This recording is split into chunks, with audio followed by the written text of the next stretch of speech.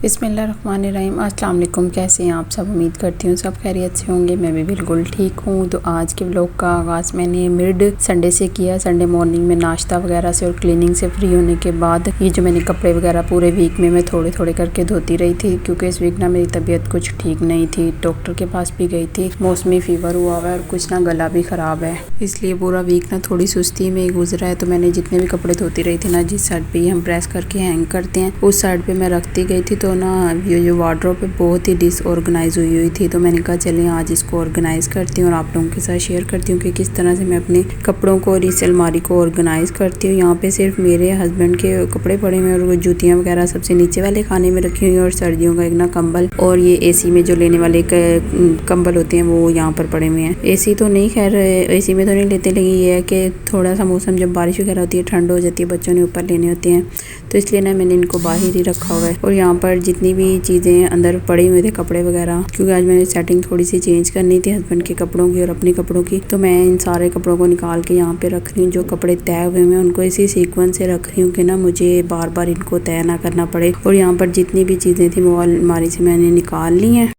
और अब एक रफ कपड़ा जो कि डस्टिंग के लिए मैंने रखा है उसको लूँगी और उसकी मदद से मैं ना ये जितने भी खाने मैंने खाली किए इनको क्लीन करूँ, क्योंकि इनके ऊपर ना बहुत ही ज़्यादा डस्ट गिरी हुई थी, तो इसको भी क्लीन करना ज़रूरी था। पता नहीं चलता कि बंद अलमारी में भी डस्ट अंदर तक किस तरह चली जाती है, क्योंकि जितनी मर्जी इनको फ्रंट से क्लीन कर लो, कपड़े वगैरह भी निकालो ना, तो पीछे कोनों वगैरह में कहीं ना कहीं डस्ट लाजमी होती है। तो यहाँ पे जितनी भी यहाँ पे डस्ट वगैरह है, पहले मैंने गीले कपड़े सूखे कपड़े से इसे साफ़ किया है, और उसके बाद मैंने गीले से साफ़ करने के बाद दोबारा उसको सूखे कपड़े के साथ साफ़ किया।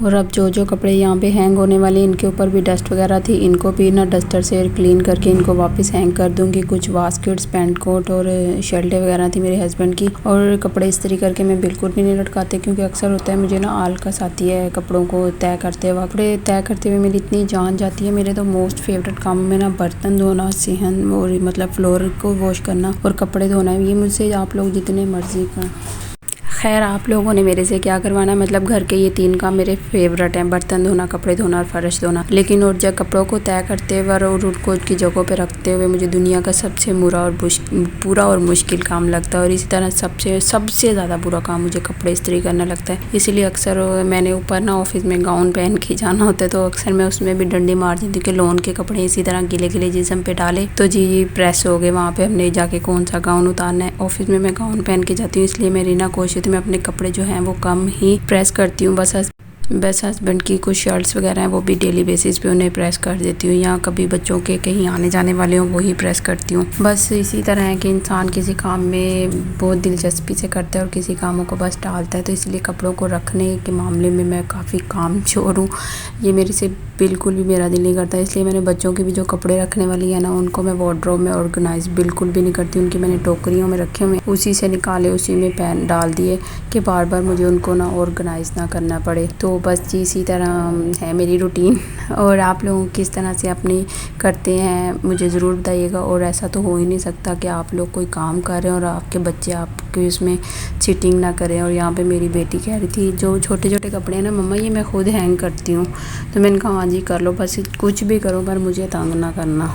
और अब जो कपड़े हैंग होने थे मैंने उनको रखा है अलमारी के अंदर हैंग करके, और बाकी जो कपड़े तय होने अब मैं बैठ के इन सारे कपड़ों को तसल्ली से तय करूँगी। और जितने भी ये शिफॉन के दुपट्टे होते हैं ना मैं इनको हैंगर में हैंग करके अलमारी में लगा देती हूँ। इनको मैं कपड़ों के साथ तय करके नहीं रखती, क्योंकि ये स्लिपरी होते हैं और फिर ना इनकी वजह से बाकी जो कपड़े होते हैं वो भी स्लिप होकर आगे को आके गिर जाते हैं, तो इसलिए मैं इनको हैंग ही कर देती हूँ। और बाकी जो कपड़े मैं जितने भी ये बाहर निकाले इन सारों को मैं करूँगी तय, और फिर इन सबको तय करके फिर साथ साथ ना इनको इनकी जगहों पे रखती जाऊँगी, ताकि जितना जल्दी ये काम सिमटता है ना समेटा जाए। क्योंकि इस काम में मैंने सुस्ती दिखाई तो ये अगले संडे पर पेंडिंग हो जाना है, जो कि मैं बिल्कुल भी नहीं चाहती। तो यहाँ पर जी जितने अब कपड़े इन सबको मैं तय करूँगी।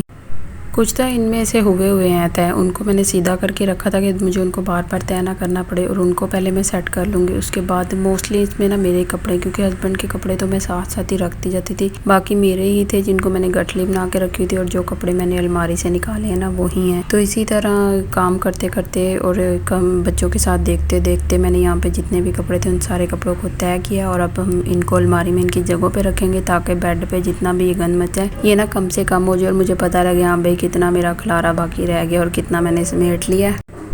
हस्बैंड ने भी कुछ जो उनकी पुरानी पैंटें थी वो भी काफ़ी डोनेशन के लिए निकाल दी थी, तो उनकी ना वार्डरोब में काफ़ी स्पेस बन गई थी। तो इसलिए मैंने इस चीज़ को भी कहा कि चलें, स्पेस बनी हुई है उसको किस तरह मैंने यूटिलाइज़ करना है वो करती हूँ। और यहाँ पे सारे कपड़े तय हो गए हैं, हस्बैंड के कपड़े मैंने उनकी जगहों पर रख दिया और बाकी अब मैं अपने कपड़ों को इनको सेट बना के रखूँगी ताकि जब वेयर करना हो ना तो आसानी से मिल जाए मुझे। शर्ट और ट्राउज़र को लहदा ढूंढने के झंझट से बचने के लिए एक को तय करते हुए दूसरे को उसके अंदर ही रख दिया। और जो ज़्यादा मतलब नए कपड़े अभी उनको मैं ऊपर ही रख दूंगी क्योंकि अभी मैंने डेली यूज़ में नहीं ला रही। वैसे मैं इतने डिज़ाइनर कपड़े नहीं बनाती, सिंपल से ही होते हैं। मैं कहती इतने डिज़ाइन बना के क्या करना है, गाउन के नीचे तो होते हैं। लेकिन इंशाल्लाह मैंने जो डिज़ाइन के लिए कुछ कपड़े बनाए हुए हैं ना जो मैंने सिलाए हुए, तो इंशाल्लाह किसी वीडियो में आप लोगों के साथ अपनी जो लॉन की मेरी कलेक्शन मैंने इस साल सिलवाई है वो सारी आप लोगों के साथ शेयर करूँगी।